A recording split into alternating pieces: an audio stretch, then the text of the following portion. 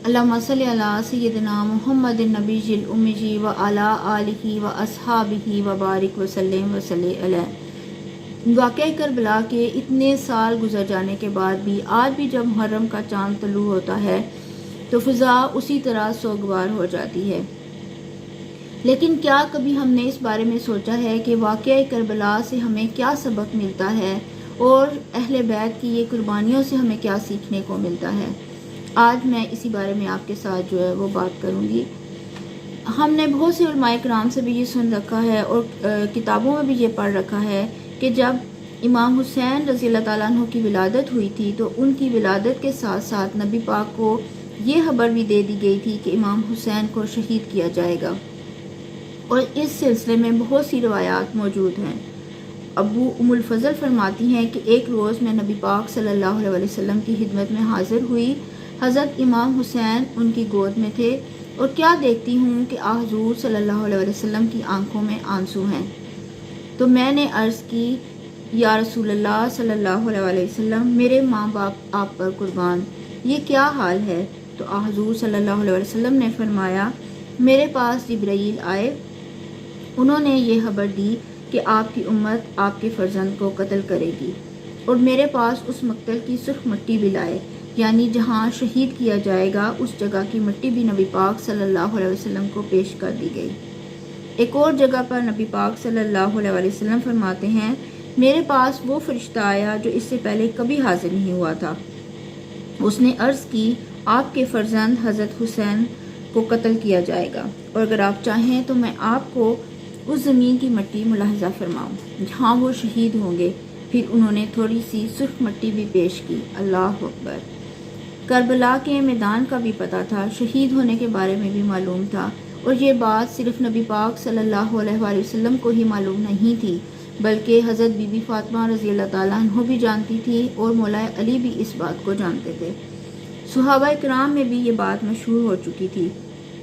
एक मरतबा हज़रत अली करम अल्लाह वजहो एक सफ़र में थे। एक सहाबी फरमाते हैं कि जब एक मुकाम नैनवा के करीब पहुँचे जहाँ हज़रत यूनुस अलैहिस्सलाम का मज़ार अक़दस है तो मौला अली ने निदा की, ए अबू अब्दुल्ला, फ़रात के किनारे ठहरो। मैंने अर्ज़ की, किस लिए। मेरे आका अलैहिस्सलाम ने फरमाया, जिब्राईल ने मुझे खबर दी है कि हुसैन को फ़रात के किनारे शहीद किया जाएगा। मुझे वहाँ की मिट्टी भी दिखाई। सबको मालूम था इमाम हुसैन को आगे जाकर शहीद कर दिया जाएगा। हम गुनाहगारों के जहन में एक सवाल यहाँ पर आता है कि कभी इमाम आली मकाम की वालदा माजदा या मौला अली ने नबी पाक सल्लल्लाहु अलैहि वसल्लम से अर्ज़ नहीं की कि ए महबूब खुदा, आप इमाम हुसैन के लिए दुआ के लिए हाथ उठाएं ताकि उन पर से ये मुसीबत टल जाए। इस बात से पता क्या चल रहा है, मालूम सबको था मगर सब तैयार भी थे, इस इम्तिहान पे राज़ी भी थे। अपने बच्चे को पाल रहे थे इसलिए कि उसने शहीद होना है, उसकी तरबियत हो रही है कि उसने इम्तिहान में कामयाब होना है। पहला पैगाम क्या मिल रहा है, ज़ुबां पे शिकवाए गम अलम लाया नहीं करते, नबी के नाम लेवा गम से घबराया नहीं करते। ए पंतन के मानने वालों, ये सबक है हम सब के लिए। कुरान पाक में भी ये बता दिया गया है कि इम्तिहान तो आना है, कभी भूख की सूरत में, कभी खुराक की कमी की सूरत में, कभी औलाद की सूरत में और कभी बीमारी की सूरत में। लेकिन इसके साथ ही सब्र वालों को खुशखबरी भी सुना दी गई है। अल्लाह वाले इम्तिहान के लिए रेडी रहते हैं। करबला का दूसरा पैगाम क्या है, इमाम हुसैन लड़ने तो नहीं गए थे, आपको तो खत लिख कर बुलाया गया था, इसलिए आप अपनी फैमिली को लेकर गए थे। ये तो मेहमान बनने गए थे मगर उन जालिमों ने धोखा दिया, वो आपसे जंग करने के लिए तैयार हो गए। यहाँ एक सवाल ये है कि इमाम हुसैन चाहते तो कंप्रोमाइज़ कर लेते।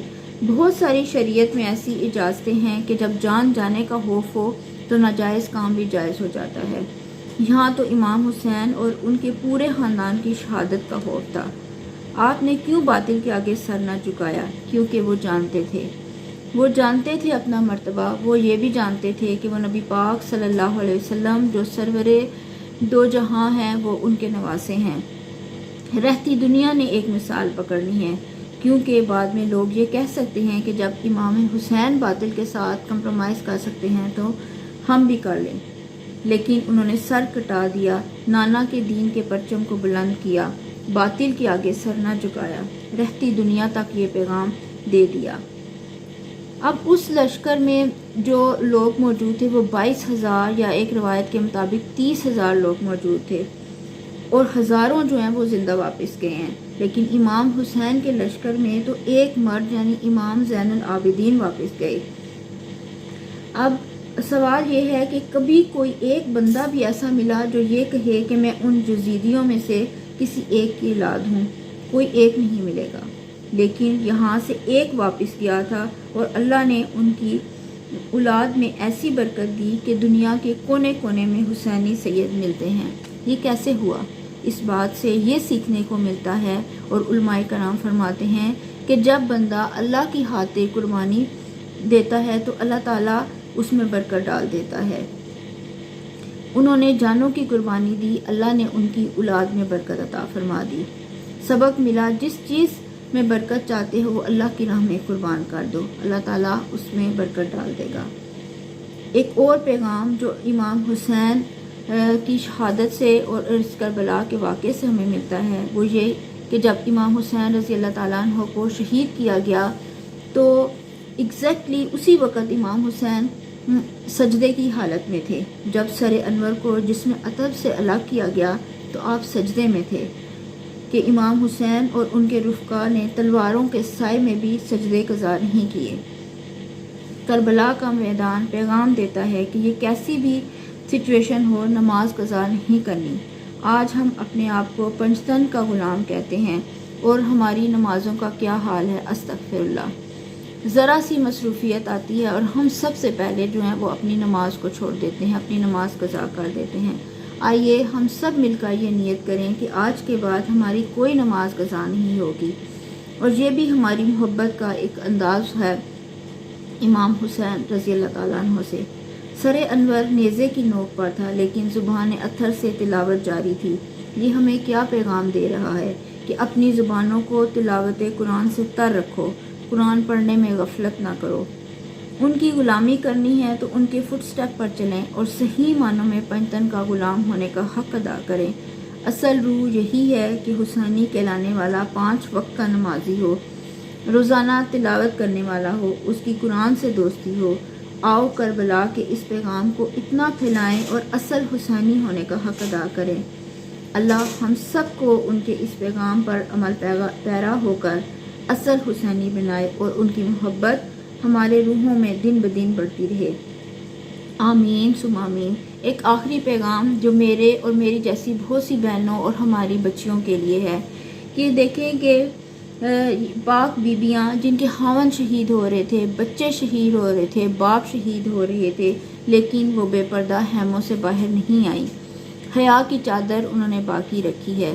اور آج اگر ہم سب اپنے خلیوں پر نظر ثانی کریں تو ہمیں شرمندگی ہوگی کہ ہم اپنے آپ کو حسینی ہونے کا دعویٰ تو کرتے ہیں، لیکن میری جیسی بہنیں اور ہماری بچیاں آج کل جو ہے وہ دوپٹہ تک لینے کی روادار نہیں ہیں۔ اللہ تعالیٰ ہم سب کو ان بیویوں کی طرح باپردہ بنائے، اور وہ جو ہمیں سکھانے کی کوشش کر رہے تھے یا جو وہ ہمیں جو درس دے کے گئے ہیں ہم اس درس کو اپنائیں اور ان کے راستے پر چلیں، اور اللہ تعالیٰ ہمیں ان سب چیزوں پر عمل کرنے کی توفیق دے، واقعہ کربلا سے سیکھنے کی توفیق دے اور ہمیں اصل حسینی بنائے۔